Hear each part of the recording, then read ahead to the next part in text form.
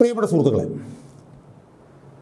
April 9 polling ബൂത്തിലേക്ക് March ചെയ്യുമ്പോൾ കേരളത്തിലെ ജനങ്ങൾക്ക് എങ്ങനെയാണ് സിദ്ധാർത്ഥനെയും നവീൻ ബാബുവിനെയും മറക്കാൻ കഴിയുക എന്ന ചോദ്യമാണ് എനിക്ക് ചോദിക്കാനുള്ളത്.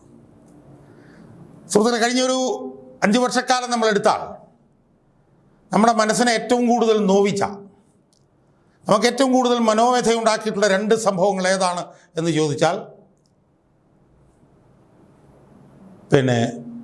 വയനാട്ടിലത്തെ ആ വെറ്റിനറി പൂക്കോട്ട് വെറ്റിനറി സർവകലാശാലയിൽ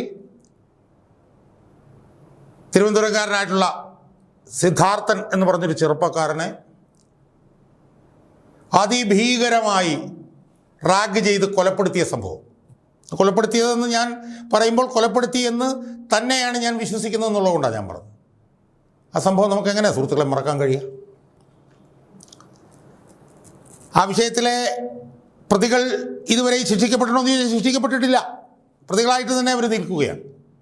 ആ സംഭവം നമുക്ക് മറക്കാൻ കഴിയുമോ സുഹൃത്തുക്കളെ? ആ സംഭവം ചെയ്തത് ആരാ? ആ സംഭവം ചെയ്തത് അവിടുത്തെ SFI നേതാക്കന്മാരാണ്. ആ സംഭവത്തിന് നേതൃത്വം നൽകിയത് അവിടുത്തെ SFIയുടെ കാളികൂളികളായിട്ടുള്ള ക്രിമിനലുകളായിട്ടുള്ള SFI പ്രവർത്തകരാണ്. അവരെന്താ ചെയ്തത്? അവർ ഒരു വ്യാജ പരാതിയുടെ അടിസ്ഥാനത്തിൽ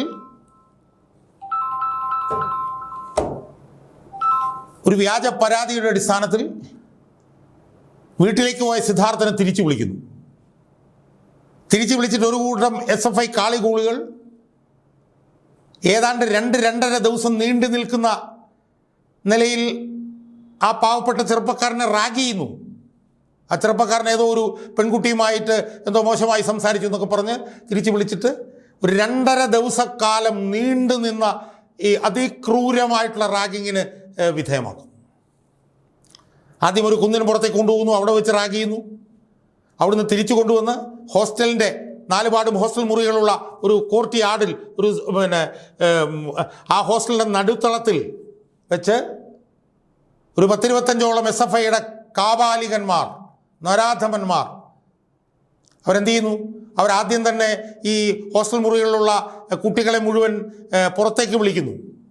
ഏതാണ്ട് 100ഓളം പേരുടെ സാന്നിധ്യത്തിൽ മണിക്കൂറുകളോളം ഈ സിദ്ധാർത്ഥനെ അവർ അതിക്രൂരമായിട്ടുള്ള പീഡനത്തിന് കൈകൊണ്ടും ആയുധങ്ങൾ കൊണ്ടും ബെൽറ്റ് കൊണ്ടും ചെയിൻ കൊണ്ടുമൊക്കെ അതിന് വിധേയനാക്കും. മണിക്കൂറുകളോളം. അവസാനം ആ ചെറുപ്പക്കാരനെ വലിച്ചിഴച്ച് ഏതോ ഒരു ബാത്റൂമിൽ കൊണ്ടുപോയിട്ട് അവരവരുടെ വഴിക്ക് പോകുന്നു. ഏതാനും മണിക്കൂറുകൾക്ക് ശേഷം ആ കൊലപാതകം ഒരു ആത്മഹത്യയായി മാറുന്നു. ആ സംഭവം പുറത്ത് വരാതിരിക്കാൻ വേണ്ടി അവിടുത്തെ CPM നേതാക്കന്മാരായിട്ടുള്ള അധ്യാപകർ ഉൾപ്പെടെയുള്ളവർ അതിന് കൂട്ടുനിൽക്കുന്നു. ഒന്നാലോചിച്ച് നോക്ക്. നമ്മുടെ റാഗിങ്ങുമായി ബന്ധപ്പെട്ട് ഒരുപാട് സംഭവവികാസങ്ങൾ നമ്മൾ കേട്ടിട്ടുണ്ട്. പക്ഷേ ഇത്ര ക്രൂരമായിട്ടുള്ള ഒരു റാഗിങ്, ആ റാഗിങ്ങിന് ശേഷം ഉണ്ടാകുന്ന ഒരു കൊലപാതകം നമ്മൾ കണ്ടിട്ടുണ്ടോ സുഹൃത്തുക്കൾ? ഈ പ്രവർത്തനങ്ങൾക്കെല്ലാം നേതൃത്വം കൊടുത്തത് അവിടുത്തെ SFIയുടെ കാളികൂളികൾ, ക്രിമിനലുകളാണ്. അവരെ രക്ഷിക്കാൻ വേണ്ടിയിട്ട് പിന്നീട് നടത്തിയ ശ്രമങ്ങൾ, സർക്കാർ സംവിധാനം ഉപയോഗിച്ചുകൊണ്ട് അവരെ രക്ഷിക്കാൻ നടത്തിയ ശ്രമങ്ങൾ, അതെല്ലാം നമ്മൾ കണ്ടതല്ലേ സുഹൃത്തുക്കളെ? ആ സിദ്ധാർത്ഥൻ മരിച്ചിട്ട് ഇപ്പോൾ 2 വർഷം കണ്ട് കഴിഞ്ഞിരിക്കുന്നു. ആ സിദ്ധാർത്ഥൻ്റെ അമ്മ ഇപ്പോഴും വിതുമ്പുകയാണ് തൻ്റെ മകനെ ഓർത്തത്. അപ്പോൾ സിദ്ധാർത്ഥൻ്റെ ആ സംഭവം നമുക്ക് മറക്കാൻ കഴിയുമോ? ആ കേസിലെ പ്രതികളെ ശിക്ഷിക്കുന്നതിന് പകരം അവരെ രക്ഷിക്കുന്നതിന് വേണ്ടിയിട്ടല്ലേ എത്ര പ്രാവശ്യം നമ്മുടെ ഭരണകൂടം ശ്രമിച്ചത്? നമ്മളത് കണ്ടതല്ലേ? ഇപ്പോഴും അവർ ശിക്ഷിക്കപ്പെട്ടിട്ടില്ല.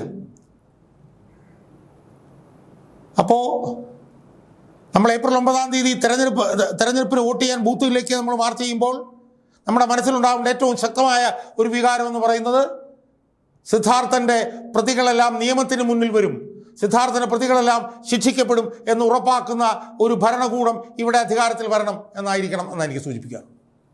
സിദ്ധാർത്ഥനെ 2-2.5 ദിവസം അതിക്രൂരമായി മർദ്ദിച്ച്, നൂറുകണക്കിന് കുട്ടികളുടെ മുന്നിൽ വെച്ച് മർദ്ദിച്ച് അവശനാക്കി കൊലപ്പെടുത്തിയ ആ ക്രിമിനലുകളെ ആദ്യാവസാനം രക്ഷിച്ച ഭരണകൂടം അധികാരത്തിൽ നിന്ന് പോകാൻ വേണ്ടിയുള്ള ഒരു വോട്ടാണ് നമ്മൾ ഏപ്രിൽ 9 ചെയ്യേണ്ടത്. സിദ്ധാർത്ഥൻ എന്ന് പറഞ്ഞ ചെറുപ്പക്കാരനെ റാഗ് ചെയ്ത് കൊന്ന കൊലയാളികളെ നിയമത്തിന് മുന്നിൽ കൊണ്ടുവരാൻ വേണ്ടിയിട്ട് നമുക്ക് കഴിയണം. ആ കൊലയാളികളെ രക്ഷിക്കുന്നവർ അധികാരത്തിൽ നിന്ന് പുറത്തേക്ക് പോകണം. അത് ആ ഒരു വികാരം നമ്മുടെ മനസ്സിൽ ഏപ്രിൽ 9 പോളിംഗ് ബൂത്തിലേക്ക് പോകുമ്പോൾ ഉണ്ടാവണം എന്നാണ് എനിക്ക് ആദ്യമായി സൂചിപ്പിക്കുന്നത്.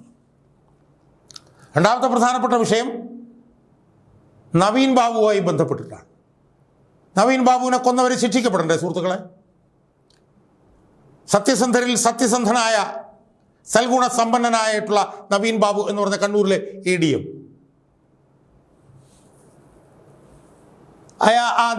നവീൻ ബാബു ആത്മഹത്യ ചെയ്തു എന്നാണ് നമ്മളോട് പറഞ്ഞത്. അല്ല, നവീൻ ബാബുവിനെ പച്ചയ്ക്ക് കൊലപ്പെടുത്തുകയായിരുന്നു. കൊലപ്പെടുത്തുന്നതിന് മുമ്പ് നവീൻ ബാബുവിനെ PP ദിവ്യ എന്ന് പറഞ്ഞൊരു സ്ത്രീ പരസ്യമായി അധിക്ഷേപിച്ചു, പരിഹസിച്ചു. ആ പരിഹാസ വാക്കുകളേറ്റ് നവീൻ ബാബു ആത്മഹത്യ ചെയ്തു എന്നാണ് നമ്മൾ പറഞ്ഞത്. അല്ല, ഒരിക്കലുമല്ല. നവീൻ ബാബുവിനെ കണ്ണൂരിലെ CPM നേതൃത്വം എന്ന് പറയുന്ന ആ മാഫിയ സംഘം കൊലപ്പെടുത്തുകയായിരുന്നു എന്ന് ആർക്കാണ് അറിയാൻ പാടില്ലാത്തത് സുഹൃത്തുക്കളെ? കൊന്ന് കെട്ടിത്തൂക്കുകയായിരുന്നു എന്ന് ആർക്കാണ് അറിയാൻ പാടില്ലാത്തത്? കൊന്ന് കെട്ടിത്തൂക്കുകയാണെന്നുള്ളതിന് എത്രയോ തെളിവുകൾ വന്നു. പക്ഷേ നിർഭാഗ്യവശാൽ നമ്മുടെ നിയമവ്യവസ്ഥ, അത് ഹൈക്കോടതിയായാലും സുപ്രീം കോടതിയായാലും നവീൻ ബാബുവിൻ്റെ ഭാര്യ മഞ്ജുഷയോടൊപ്പം അല്ല നിന്നത്. നീതിക്ക് വേണ്ടിയല്ല അവർ നിന്നത്. അങ്ങനെ കോടതികളിൽ നിന്ന് നവീൻ ബാബുവിൻ്റെ ഘാതകർ രക്ഷപ്പെട്ടു. പക്ഷേ ഇപ്പോഴും നവീൻ ബാബുവിൻ്റെ ഭാര്യ നടത്തുന്ന പോരാട്ടത്തിൻ്റെ ഭാഗമായി കീഴ്ക്കോടതിയിൽ പുനരന്വേഷണത്തിന് ഉത്തരവിട്ടിരിക്കുകയാണ്. പോലീസ് നടത്തിയ അന്വേഷണം ഏകപക്ഷീയമാണ് എന്ന് പറഞ്ഞുകൊണ്ട് 13 കാര്യങ്ങൾ 13-ൽ 6 7 കാര്യങ്ങൾ പുനരന്വേഷിക്കണം എന്ന് പറഞ്ഞ് കീഴ്ക്കോടതി ഉത്തരവിട്ടിരിക്കുകയാണ്. അവിടെയും നവീൻ ബാബുവിൻ്റെ ഘാതകർ, നവീൻ ബാബുവിനെ കൊന്നവർ, നവീൻ ബാബുവിൻ്റെ കൊലയാളികൾ അവരെങ്ങനെയാണ് രക്ഷപ്പെട്ടത് സുഹൃത്തുക്കളെ? ഭരണകൂടത്തിൻ്റെ ഒത്താശ കൊണ്ടല്ലേ അവർ രക്ഷപ്പെട്ടത്? പിണറായി വിജയൻ്റെ ഒത്താശ കൊണ്ടല്ലേ നവീൻ ബാബുവിൻ്റെ കൊലയാളികൾ രക്ഷപ്പെട്ടത്? കാരണം നവീൻ ബാബുവിൻ്റെ കൊലയാളികളുടെ സ്ഥാനത്ത് പ്രതികളായിട്ട് നിന്നത് കണ്ണൂരിലത്തെ CPMൻ്റെ നേതാക്കന്മാരായിരുന്നു എന്നുള്ളത് കൊണ്ടല്ലേ?